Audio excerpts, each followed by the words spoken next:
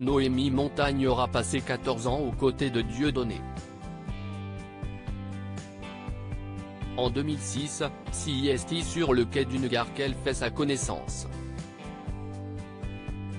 En 2019, le couple est condamné pour fraude fiscale et organisation d'insolvabilité. Lui, écope de 3 ans de prison dont 2 fermes.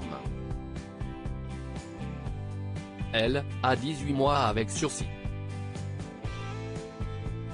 Après avoir eu 4 enfants avec l'ex-comparse d'Elysée Moon et avoir travaillé pour sa boîte de production, elle décide de sortir de l'ombre pour elle et pour ses enfants. Dans les colonnes du Parisien, Noémie Montagne est revenue sur le déclic qui va la pousser à réagir. En 2020, ma fille aînée est tombée malade, psychologiquement. Cela m'a réveillée et, avec l'aide de spécialistes, les mots sont sortis. Ils m'ont parlé de violence psychique, d'emprise et d'organisation sectaire. La mère de famille va alors se remémorer toutes ces années passées au service de l'humoriste.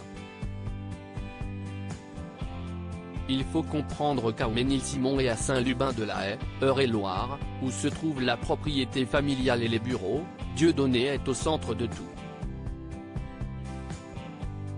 Toutes les personnes qui approchent de son cercle, y compris votre propre famille, finissent par travailler pour lui, a-t-elle déclaré.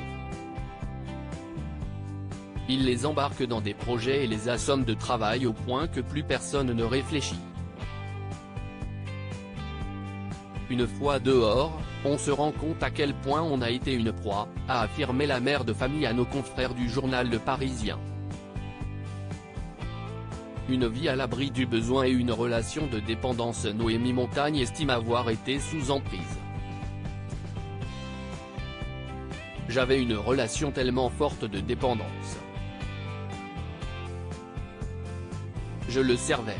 J'avais l'impression d'être importante, a-t-elle confié. Dans les colonnes du Parisien, elle raconte la vie qu'elle a menée pendant des années. Les maisons, la vingtaine de voitures, le champagne et les vacances en Corse, le couple vivait la grande vie certes, mais l'ex-compagne de Dieudonné affirme que l'humoriste l'a rabaissé devant tout le monde et n'était pas attentionné.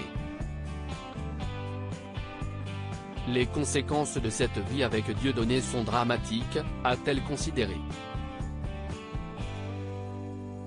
Aujourd'hui, Noémie Montagne élève seule ses 4 enfants et reçoit une pension de l'humoriste qui prépare son retour avec un spectacle annoncé en septembre au Zénith de Paris en compagnie de Francis Lalanne.